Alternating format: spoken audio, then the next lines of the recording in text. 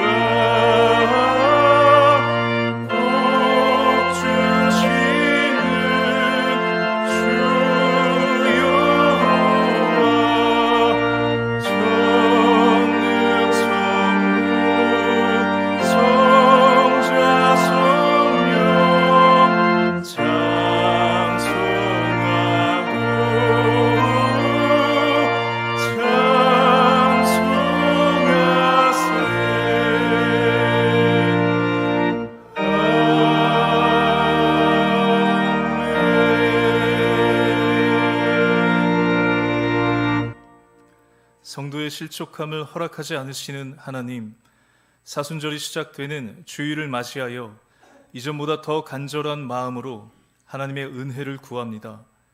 불과 물을 통과하듯이 힘겹게 한 주간을 보낸 후에 성전을 찾았으니 우리 모두를 위로하여 주시옵소서. 수렁과 같은 인생의 고통에서 끌어올리시고 주님의 풍부한 그 은혜의 땅에 들어가게 하여 주옵소서. 저희는 주님밖에 없사오니 우리가 드리는 기도를 물리치지 마시고 주의 인자하심을 거두지 마옵소서. 모든 영광을 삼위일체 하나님께 돌리오며 예수 그리스도의 이름으로 기원하옵나이다. 아멘.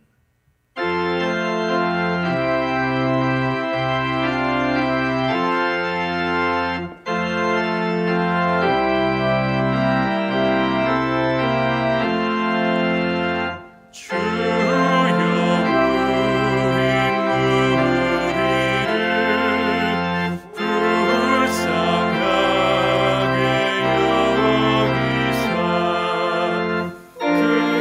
신복을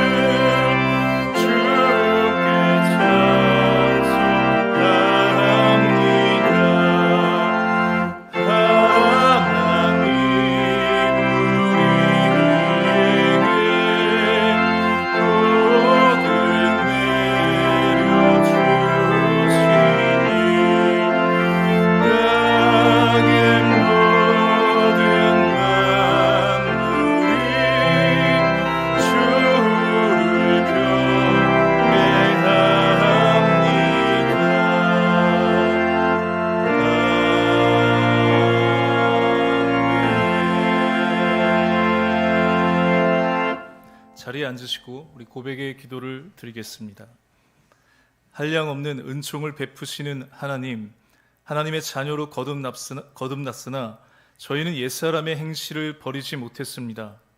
사악한 생각에 사로잡힐 때가 많으며 게으름에 몸을 맡긴 채 직분에 합당한 충성을 뒤로 미루었습니다. 마음은 원의로되 육신이 악하다는 핑계를 대고 기도와 봉사에서 손을 놓은 지 오래입니다. 자비하신 하나님, 더 늦기 전에 속히 이 게으르고 악한 모습에서 벗어나게 하여 주시옵소서. 성령의 감동을 받아 악한 일은 생각하지도 않으며 거짓이 내 안에 자리 잡지 못하게 하여 주옵소서. 아침과 저녁으로 주님을 묵상하며 거룩한 길로 나아가게 하여 주옵소서. 예수님의 이름으로 이 고백의 기도를 드립니다. 아멘. 이제는 하나님과 나만이 알고 있는 죄와 허물을 고백하며 계속해서 참회의 기도를 드립니다.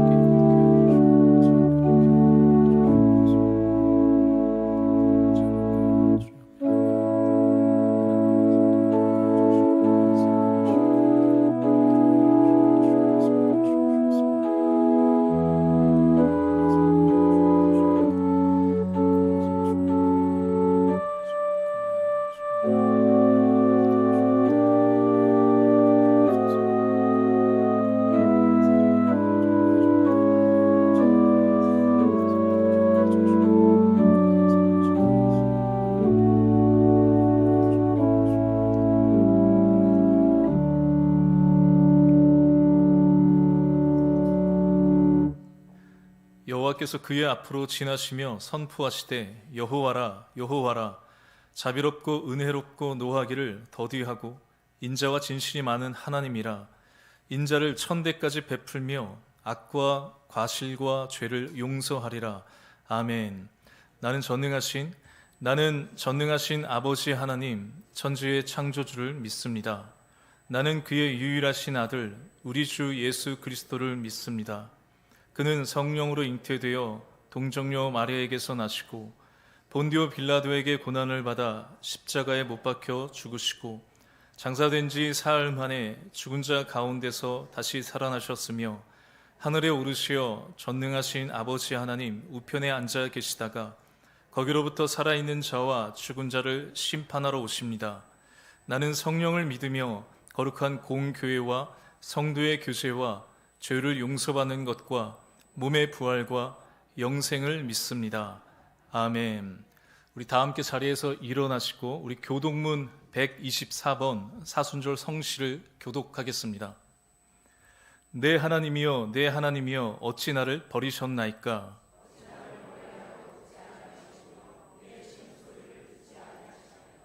내 하나님이여 내가 낮에도 부르짖고 밤에도 잠잠하지 아니하오나 응답하지 아니하시나이다.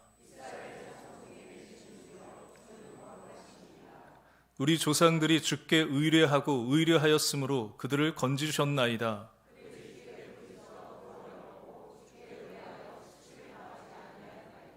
나를 멀리하지 마옵소서. 환난이 가까우나 도울 자 없나이다. 내가 내 모든 뼈를 셀 수 있나이다. 그들이 나를 주목하여 보고 내 겉옷을 나누며 속옷을 제비 뽑나이다.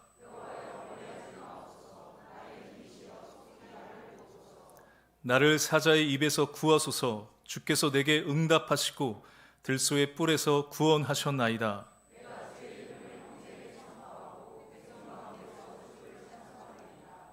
여호와를 두려워하는 너희여 그를 찬송할지어다.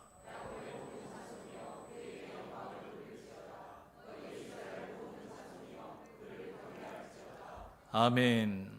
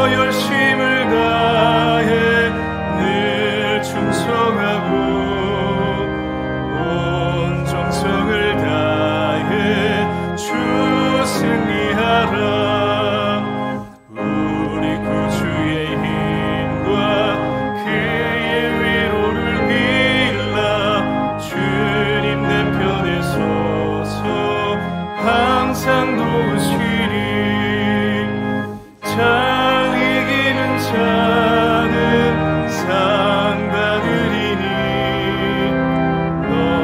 낙심치 말고 늘 전진하라 내 구세주 예수 힘 주시리니 주 예수를 믿어 늘 승리하라 우리 구주의 힘과 그의 위로를 빌라 주님 내 편에 서서 항상 도시리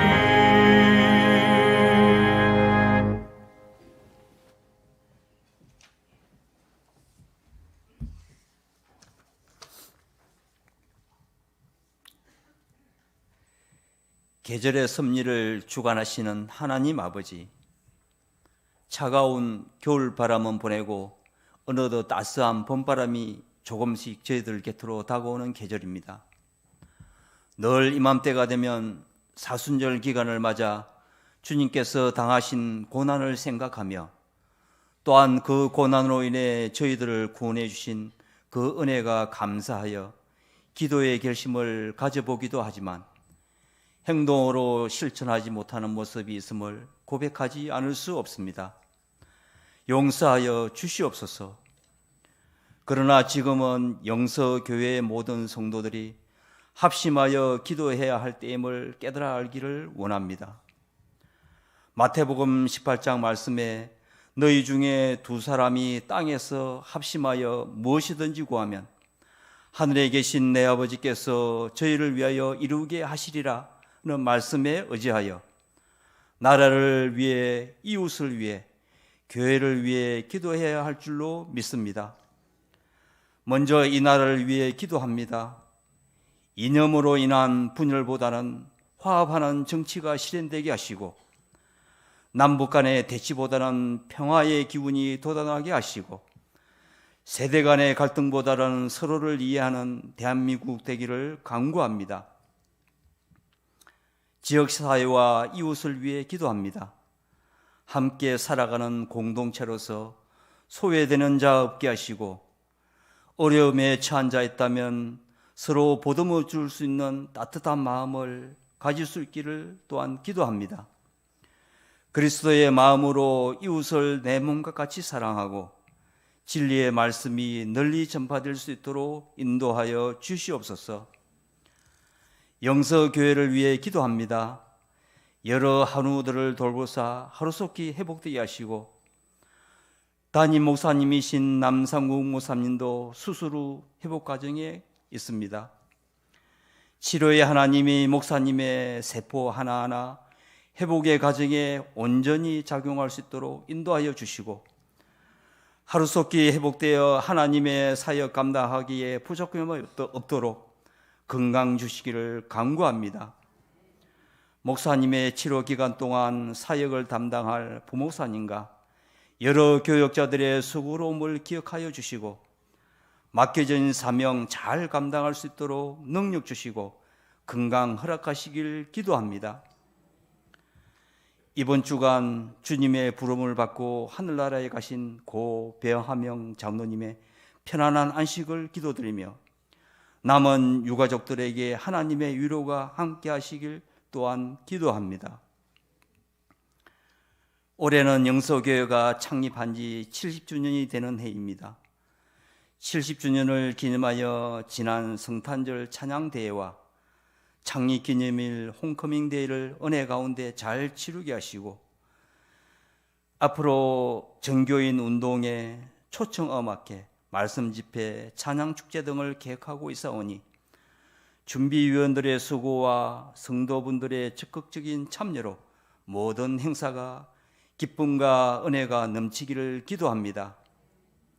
이번 사순절 기간 동안 기도의 결심을 다시금 잡아서 나라와 이웃과 교회를 위해 기도하게 하시고 합심 기도로 인해 변화 발전되어 더욱 부흥하는 영서교회 되기를 간구합니다. 오늘 말씀을 전하실 이보열 목사님께 성령의 인도하심으로 전하는 자 듣는 자 모두가 은혜 충만한 예배의 시간 되게 하시고, 선포되는 말씀이 각자의 필요대로 옥토밭에 뿌려지는 씨앗이 되어 풍성한 열매로 하나님께 영광 돌려드리기를 또한 기도합니다. 시온 찬양대가 하나님께 찬양 드릴 때 지휘자, 반주자, 찬양대원 모두 온전히 주님께만 드려지는 예배의 찬양이 되게 하시고, 예배의 참석자들도 동일한 마음으로 찬양 드리기를 기도합니다. 오늘 이 시간에도 저희들의 간구를 들으시고 역사하시는 주님의 임재하심을 믿으며 이 모든 것 주님께 맡기옵고 예수님의 거룩하신 이름으로 기도드립니다. 아멘.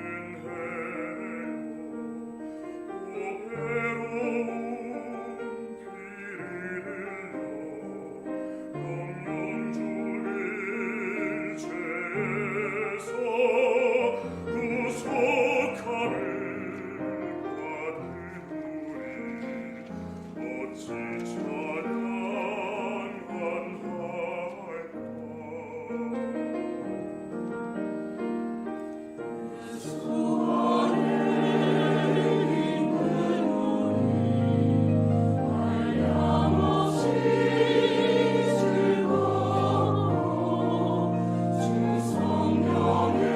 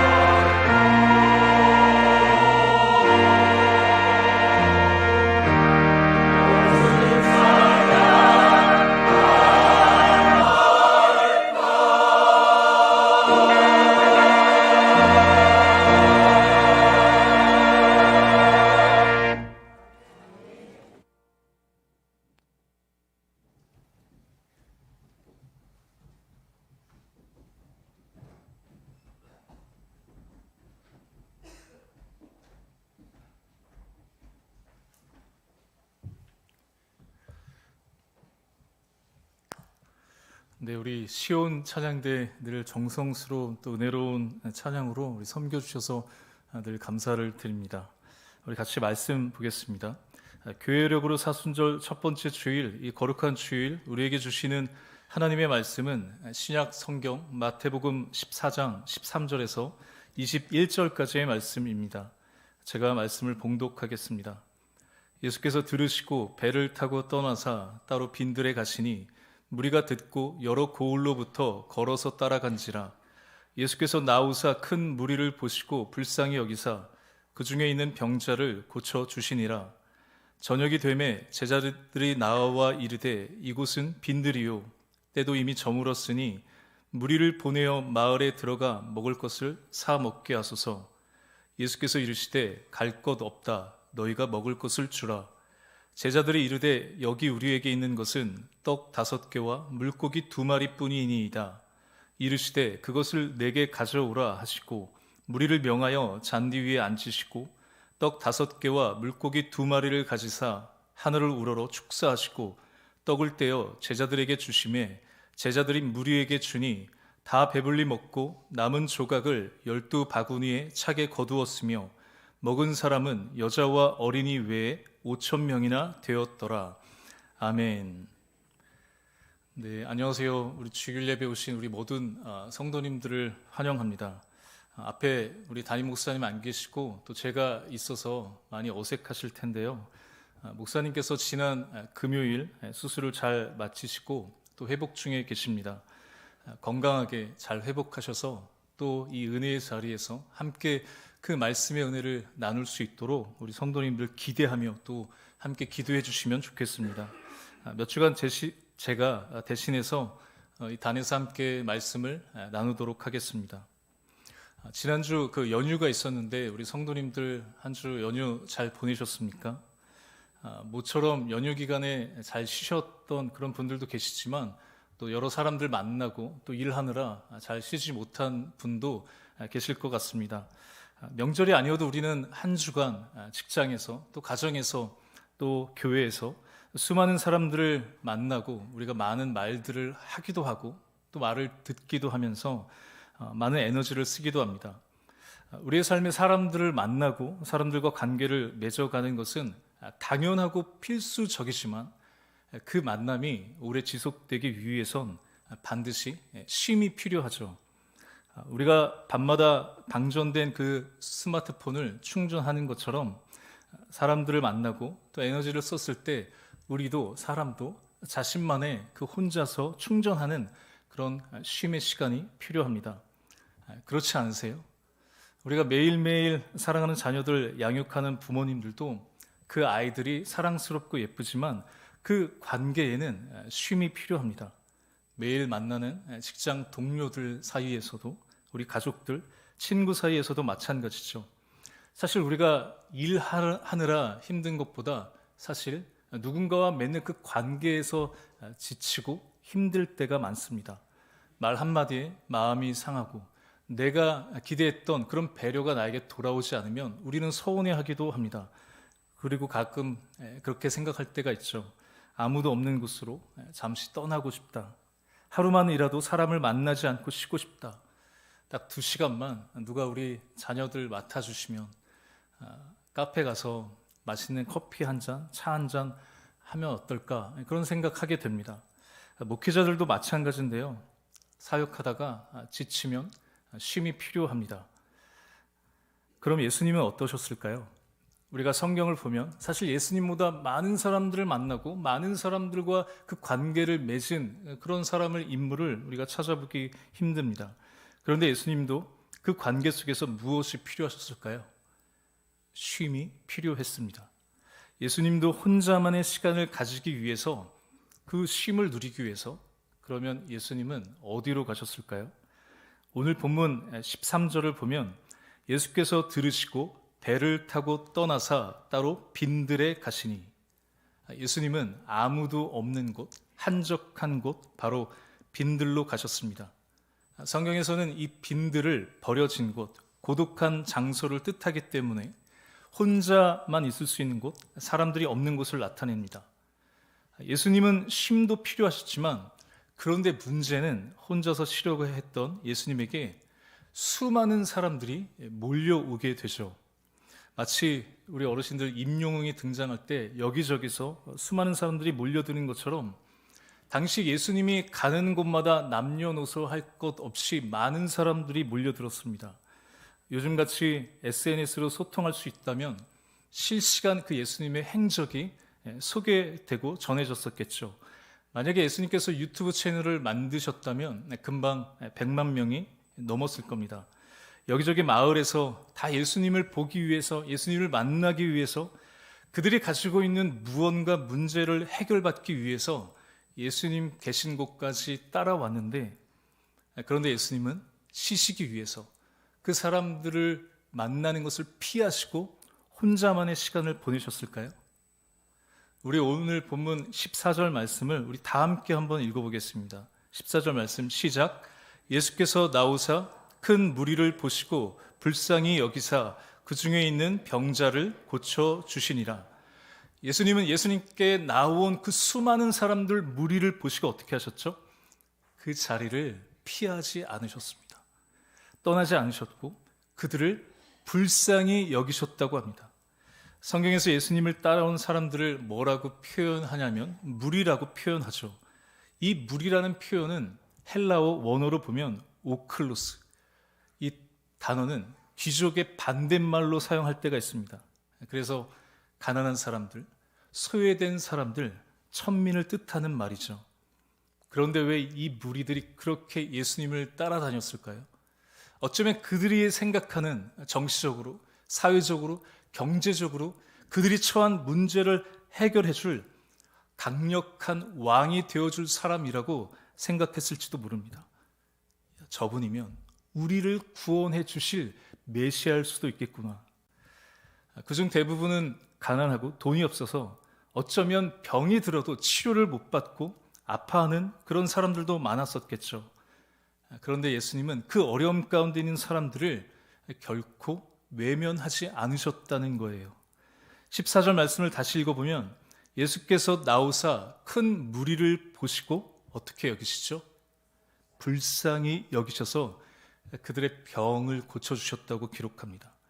이것이 바로 예수님께서 이 땅에 오신 우리들에게 찾아오신 목적입니다. 오늘 말씀은 예수님께서 왜 이 땅에 오셨는지 그 이유를 설명해 줍니다. 그것은 바로 불쌍히 여기셔서 고치시고 회복시키시는 것이죠. 누구를 고치시고 무엇을 회복하실까요? 병들어 있고 아파하고 있는, 때론 관계 속에서 마음의 병을 갖는 사람들, 때론 내가 뒤처지는 것 같아서 불안해하고 그 미래를 두려워하는 마음으로 인해서 자신을 어쩌면 학대하고 계속해서 병들게 하고 있는, 이 시대에 아파하고 있는 모든 무리들에게 주님은 찾아오셔서 불쌍히 여기시며 고치시고 회복시키시기 위해서 오셨다는 겁니다. 그래서 예수님은 모든 관계를 뒤로 하거나 그 관계를 내려놓지 않습니다. 불쌍히 여긴다는 것은 무엇일까요? 그냥 상대를 비천하게 가엾이 여긴다는 뜻이 아닙니다. 이 불쌍하다의 원어는 창자, 내장이라는 뜻을 가지고 있거든요. 우리의 속마음을 나타내는 거죠. 진심으로 마음을 다해서 누군가의 형편을 살피고 주목하여 관심을 가지고 도와주는 것을 말합니다. 우리 인생에 누구나 불투명하고 또 절망적인 때를 보낼 때가 있죠. 저는 개인적으로 대학 입시 때 삼수할 때 그랬었거든요. 계속 떨어지고 실패가 반복되니까 사람들을 만나는 게 두렵더라고요. 그리고 그때 저의 가정에 개인적인 일이 있어서 경제적인 형편이 좋지 않았습니다. 재수 종합반을 다녀야 되는데 그 학원비 내는 게 저희 가정에는 얼마나 큰 부담이었는지 모릅니다. 그때 그 학원 비용이 한 30만 원 정도 됐었거든요. 지금으로부터 25년 전, 26년 전이니까 지금은 얼마 하는지 정확히 모르지만 그래도 한 100만 원은 하지 않을까요? 제가 아직도 기억하는데 쉬는 시간만 되면 저는 아무 힘이 없이, 아무 의욕도 없이 그냥 책상 앞에 엎드려 있었던 기억만 있었습니다. 왜 우리 집은 이렇게 뭐가 없을까? 왜 나는 하는 것마다 잘 안 될까? 그때 누가 뒤에서 엎드려 있는 제 등을 이렇게 톡톡 치더라고요. 누구 뭐지 싶어서 제가 눈을 들어서 봤더니 우리 신현실 사모님께서 저에게 이렇게 손을 내미셨습니다. 사모님하고 저하고 그 재수학원을 같이 다녔었거든요. 학원비 등록금 고지서를 이제 내놓으라는 거였습니다. 지금 생각해 보면 그때 사모님 나이가 30대 중후반이었던 것 같습니다. 그리고 몇 달은 학원비 고지서가 나오는 날이면 제가 있던 교실로 찾아오셨던 그런 기억이 있습니다. 시간이 지나고 제가 영서교회 중고등부 섬길 때 수능 기도해야 할 때 제가 이 이야기를 한 적이 있거든요. 그런데 목사님께서 그런 적이 있었어? 이렇게 하시더라고요. 가만 생각해 보니까 사모님이 목사님께 말씀을 안 드리고 혼자서 제 등록금을 내주신 게 아닐까 하는 그런 합리적인 의심을 해봤습니다. 물론 그건 아니고 목사님하고 사모님하고 잘 상의하셔서 도와주셨겠죠. 시간이 지나면 지날수록 제가 그때 목사님의 나이가 되고 목사님의 나이를 훌쩍 지나서 생각해봐도 자녀가 셋이나 있는 목회자 가정이 기껏 교회의 한 청년 그 재수학원 학원비를 내준다는 것이 결코 이해가 되지 않았습니다. 왜냐하면 뭔가 바라는 돌아올 유익에 대한 그 기대가 전혀 없잖아요. 10년이 지나고 20년이 지나면서 그리고 오늘 이 말씀을 보면서 제가 불쌍히 여기는 마음을 다시 묵상하게 되었습니다. 그냥 가볍게 지나가도 될 한 청년의 형편을 보시고 지나치지 않고 관심을 두는 것. 아무 대가나 보상이 따라오지 않지만 상대에게 오히려 나의 것을 주는 것이 바로 이 불쌍히 여기는 것이 아닐까 생각하게 되었습니다. 그리고 시간이 지나면서 이것이 목사님의 사역 방식이구나라는 것을 알게 되었습니다. 물론 그 뒤로 제가 우리 건우를 고등학교 2학년 때 매주 밥을 많이 사주긴 했습니다. 예수님도 그러셨습니다. 무시하지 않고 가볍게 지나치지 않고 무리를 불쌍히 여기시고 그들의 형편을 주목하여 관심을 가지시고 그들의 불편함을 바꾸시는 것. 이것이 예수님의 사역 방식이었습니다. 예수님의 방식은 어쩌면 더 많은 것을 누리고 더 혼자 편하게 있기를 원하는 이 시대에 우리에게 도전을 줍니다. 한 주 매일 사람들에게 시달리고 그래도 주일은 좀 쉬고 싶은데 주일에는 한 주 동안 각자의 형편 속에서 힘들게 살아온 어쩌면 교사들에게는 우리에게 맡겨진 아이들 또 직분자들 리더들에게는 우리 성도들의 함께 신앙생활하는 우리 교우들의 이야기를 들어줘야 합니다. 결코 쉽지 않지만 나를 섬기는 자로 부르신 목적은 우리 함께하는 그 아이들의 우리 동료들의 교우들의 삶을 나누고 그들의 어려움을 들어주는 것이겠죠. 이것이 예수님의 방식이라는 겁니다. 우리는 많은 사람들과 관계를 맺고 상대하면서 무엇 때문에 힘들어하고 어떻게 하면 좋은 관계를 계속 유지해 나갈 수 있을까요? 그것은 give and take, 서로 주고받는 것에 있지 않을까요? 그런데 한쪽이 일방적으로 주는 관계면 그 관계는 오래 지속될 수 없습니다. 아니 한두 번도 아니고 쟤는 계속해서 받기만을 원하네. 내가 무슨 종이냐? 내가 무슨 지 엄마인 줄 아나? 이럴 수 있죠. 내가 주면 너도 줘야 되고 너가 주면 나도 그에 맞는 무언가를 줘야 됩니다. 그리고 이것이 때론 나에게 이익을 가져와야 하는 경우에 여러분 이것은 접대가 될 수 있습니다. 내가 직장 상사나 잘 보여야 하는 사람에게 무언가를 주면 그로부터 나에게 어떤 이익이 돌아오는 것을 보통 우리가 접대라고 하죠. 때론 우리가 사회생활을 하는데 반드시 필요합니다. 그럼 교회는 어떨까요? 내가 밥을 사주고 돈을 주고 내 아들이 나를 이어서 담임 목사 되게 해줘라 라고 한다면 이것이 접대라는 겁니다. 그럼 반대되는 개념은 뭘까요? 대접이죠. 대접은 내가 주면 받는 걸 생각하지 않고 그냥 주는 겁니다. 이익을 기대하지 않습니다. 저희가 매주 수요일마다 사랑의 식탁을 섬기고 있습니다. 제가 보면요, 어떤 음식은 정말 전문적인 식당에서 파는 것보다 훨씬 더 퀄리티가 있습니다. 아주 디테일하게 그 양념의 맛이 놀랍습니다. 그것뿐만 아니라 우리 권사님들 좋은 재료를 사주기 위해서 노량진에 직접 가서 싱싱한 생선을 구해오시고 신선한 야채를 사가지고 오십니다. 진짜 식당에서 몇십 년씩 일하시는 분들 같았습니다. 그런데 우리 수요일날 우리 교회 오시는 분들, 교회에 많이 헌금하시라고, 교회에 많은 분들이 나오시길 기대하면서 그런 식사를 만들고 대접할까요?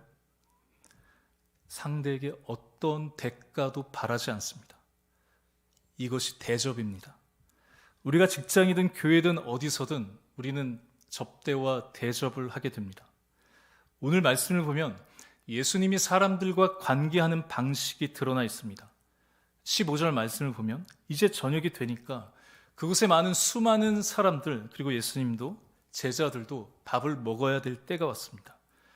당시에 모인 사람들이 성경에서는 5천 명이라고 기록하는데 대략 4인 가족이라고 하면 2만 명이 넘는 사람들이 모였다고 우리가 추측할 수 있습니다. 제자들은 이 수많은 사람들을 어떻게 식사할 수 있을까? 그래서 각자 시장에서 가서 사 먹을 수 있도록 하는 게 좋겠다고 합니다. 그런데 예수님은 뭐라고 답을 하실까요? 16절 말씀을 보면 예수께서 이르시되 갈 것 없다. 너희가 먹을 것을 주라. 예수님은 너희가 먹을 것을 주라고 하십니다. 제자들은 어떻게 우리가 1만 명이 넘는 사람들을 먹을 수 있을까 당황해하죠. 왜냐하면 가진 건 떡 5개와 물고기 2마리 뿐입니다. 이걸로 어떻게 5천 명을 먹일까? 이걸로 어떻게 1만 명이, 2만 명이 넘는 사람들을 먹일 수 있을까? 그런데 예수님은 기적을 베푸셔서 그곳에 모인 사람들을 다 배불리 먹이시고 남기셨습니다.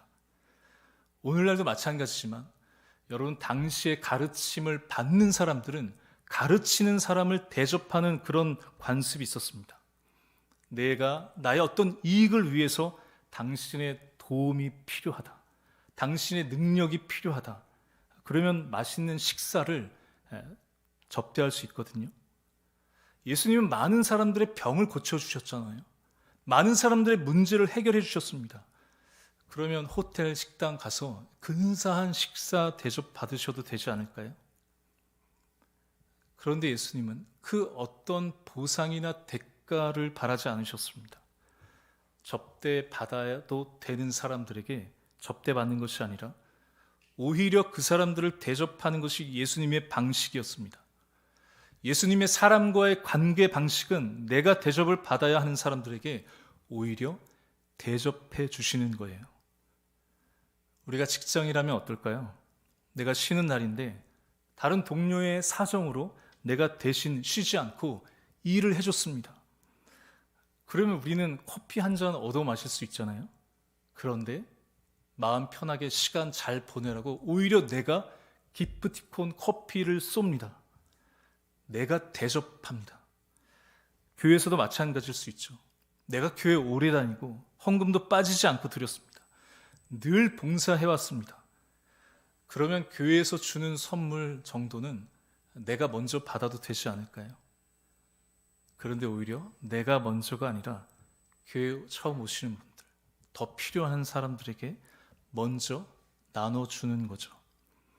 이것이 예수님께서 사람들과의 관계 속에서 사용하시는 방식이었습니다. 사실 이 오병이어의 사건을 보면서 우리는 그 기적에 초점을 맞추기도 하죠. 내가 특별 새벽기도 열심히 드렸더니, 작은 것을 드렸더니 하나님께서 오병이어와 같은 원하는 회사에 들어가게 해주셨다. 내가 찬양대 교회 봉사 열심히 잘 섬겼더니, 교사를 꾸준히 해왔더니 하나님께서 내가 원하는 시험에 합격해 주셨다. 놀라운 기적을 나에게 베풀어 주셨다. 하나님께서 내 삶 가운데 우리 가정에게 행하셔야만 하는 그런 기적에만 초점이 있을 수 있습니다. 그런데 이것이 예수님 입장에서 보면 접대일 수 있다는 거예요. 여러분들도 혹시 예수님을 따라가는 목적이, 우리 가정에 예수님을 믿는 이유가 여러분의 삶 가운데, 여러분의 가정 가운데 기적이 필요해서입니까? 저는 돈도 없습니다. 저는 금수저도 아닙니다. 외모도 뛰어나지 않습니다. 그러나 내가 가진 작은 것을 드릴 테니, 교회를 잘 섬길 테니 예수님 내 삶 가운데 기적을 베풀어 주셔야 됩니다. 투자한 것 대박이 나고 우리 자녀들 좋은 사람 만나게 해주셔야 되고, 절대로 저희 가정은 궁핍하지 않게 살게 해주셔야 됩니다. 제가 접대했으니 예수님 저를 잘 대접해 주셔야 됩니다. 우리는 이렇게 적용할 수 있습니다. 그러나 주님은 우리가 원하는 그런 기적을 말씀하지 않으시죠. 예수님께서 말씀하시는 것은 너희가 먹을 것을 주어라. 너가 먼저 대접해. 그리고 안 되겠으면 나한테 와. 나에게 도움을 요청해 라고 말씀하시죠. 오늘 말씀을 통해서 우리가 두 가지를 생각해 보면 좋겠습니다. 하나는 다른 누군가와 우리와 함께 동행하는 사람들, 그들을 불쌍히 여기는 마음과, 또 대가 없이 내가 먼저 대접하는 관계를 맺는 것입니다. 불쌍히 여긴다는 것은 남을 깔보고 나보다 낮게 여기는 게 아니죠. 어떤 사람들은 늘 그 관계가 경쟁이고 투쟁인 사람들도 있습니다.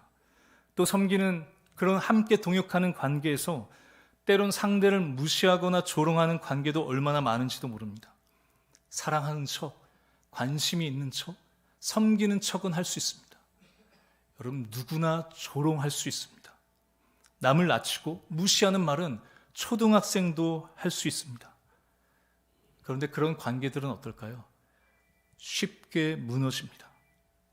하지만 다른 누군가의 형편을 살피고 주목하여 관심을 갖기 시작할 때 여러분, 그 관계 안에는 놀라운 변화가 시작되죠.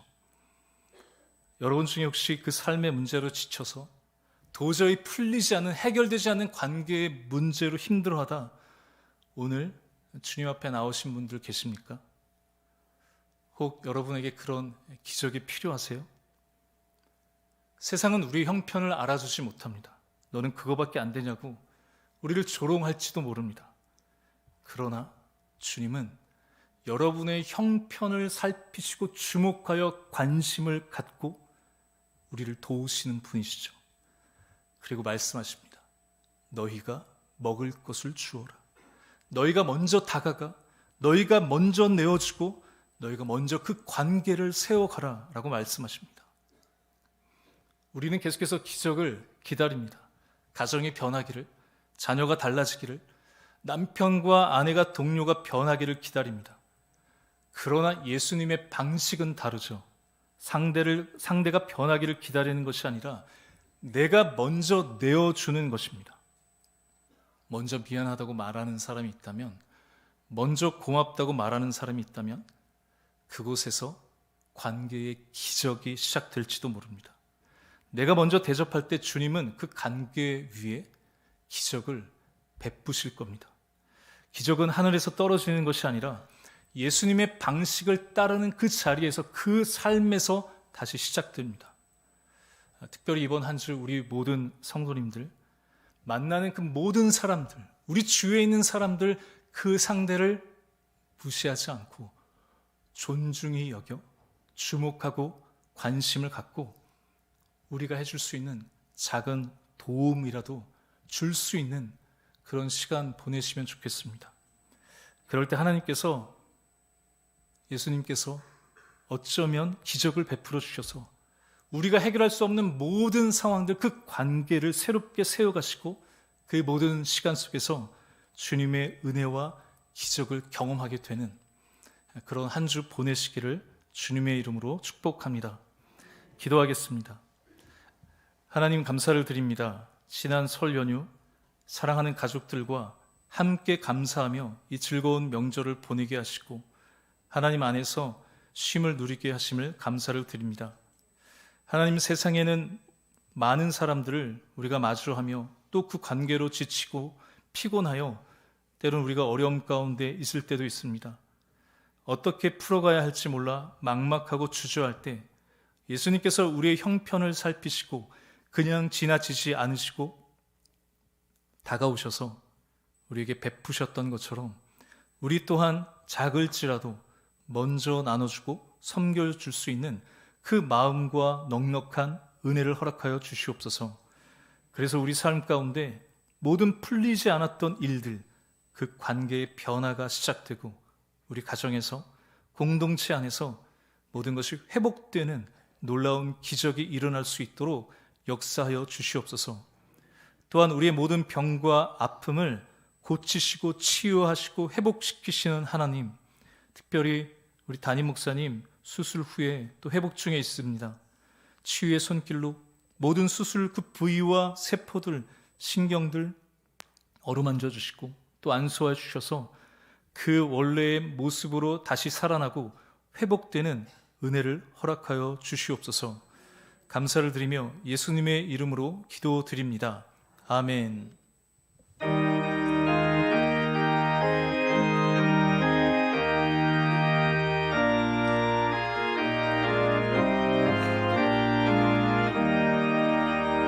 내 마음과 정성을 다하여서 주 너의 하나님을 사랑하라.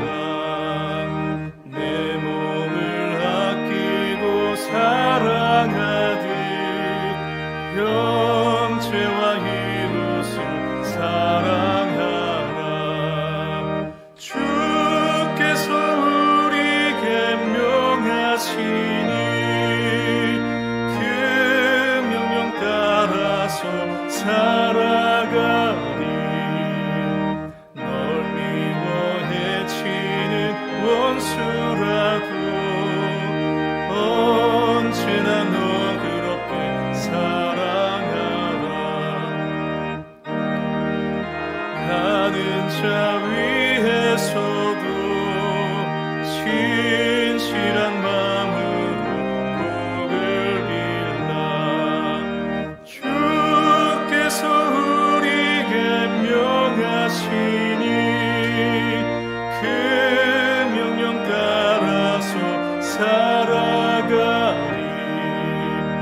나 항상 주님을 멀리하고 형제를 사랑하지 못하였다.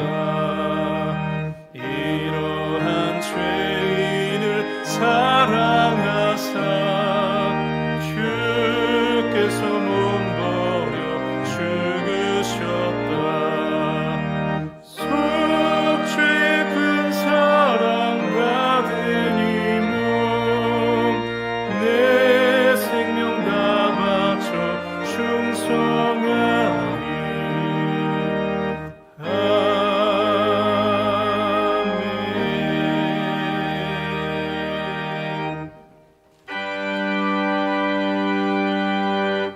모든 것이 주께로부터 왔으니 이 예물 주님께 드리나이다.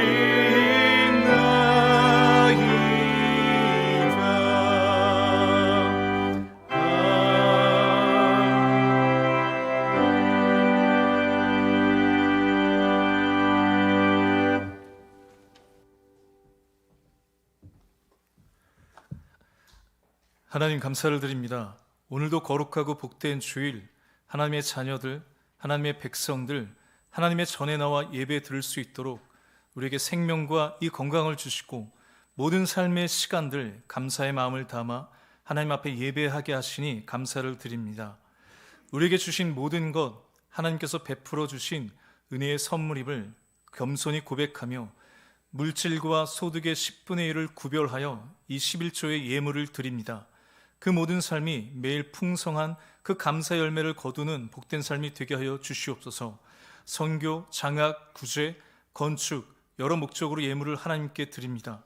마음과 정성을 기억하여 주시고 평생 공급하시는 하나님의 은혜로 채워주시고 풍성하게 나눌 수 있는 복의 복을 더하여 주시옵소서.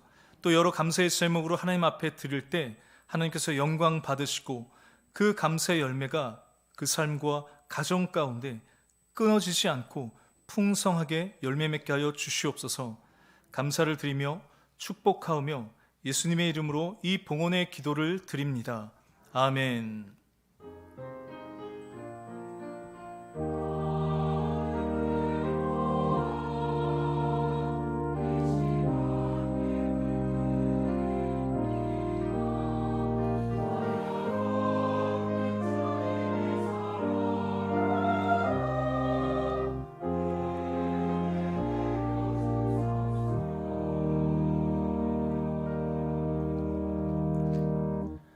우리 자리에 앉으시고요. 우리 교회 소식 전해드리겠습니다. 모임에 관한 광고입니다. 2부 예배 후에 우리 시무 장로님들 모임이 있습니다. 또 우리 건사회 모임이 있습니다. 그리고 2부 예배 후에 우리 삼남 사남 선교회 회원분들 모이도록 하겠습니다. 예배가 끝난 후에 중고등부실에서 우리 삼남 사남 그 남선교회 조직과 모임에 관해서 우리 같이 함께 의견을 나누려고 합니다. 우리 문자 받으시고 또 해당되시는 분들 함께 참석해 주시기 바랍니다. 우리 지난주 배화명 장로님께서 우리 별세하셨습니다. 또 오늘 예배 가운데 우리 가족 함께 또 예배 드립니다. 우리 잠깐 자리에 일어나셔서 우리 또 함께 인사하겠습니다. 우리 빅토리아 집사님, 배원관 집사님, 우리 배세준, 배소라, 배희라, 우리 배사라, 우리 함께 또 위로의 또 인사를 건네겠습니다. 네, 자리에 앉아주세요. 그리고 궁금해하실 우리 담임 목사님 수술에 관한 광고를 드리겠습니다. 목사님께서 지난 금요일에 원래 5시간 수술 예정이셨는데 7시간 정도 수술이 진행되었습니다. 병실로 오셨는데 그 혈압이 190 정도가 돼서 밤새 그 혈압 조절약을 투약하면서 사진을 보니까 링거 6개를 동시에 이렇게 맞으셨더라고요. 그래도 잘 이 혈압이 내려앉아서 목사님께서 수술 하루 만에 이제 걷겠다고 하셔가지고 이제 간호사 분들이 엄청 놀라시면서 또 칭찬하셨다고 하셨습니다. 수술 직후에 의사 선생님께서 검사 결과보다 좀 더 위중하다고 또 계획보다 항암 치료를 더 많이 할 수 있다고 하셨고요. 내일 월요일 회신 올 때 또 자세한 사항을 들을 수 있다고 합니다. 한 가지 우리 성도님들께 부탁드리는 것은 이제 그 목사님 가족분들이 이제 병간호 하시고 다른 또 일들을 이제 진행하셔야 되는데 또 그것에 집중하셔야 되는데 여기저기서 계속 많은 연락이 오니까 이게 조금 분산이 되시나 봐요. 그래서 목사님에 대한 소식은 저나 우리 윤 전도사님 통해서 이렇게 소식을 들으면 전달해 드릴 테니까 저희 교육자들에게 문의해 주시면 좋겠습니다. 그리고 우리 목사님 건강하게 잘 회복하실 수 있도록 모든 성도님들 계속해서 기도해 주시면 좋겠습니다. 우리 다 함께 자리에서 일어나시고 함께 교제하도록 하겠습니다.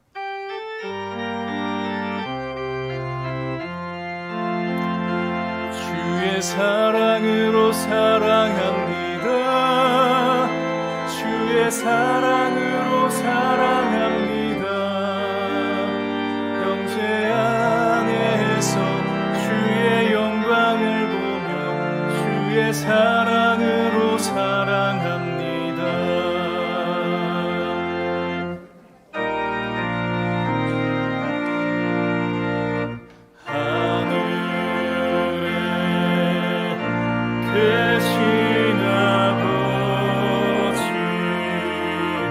이름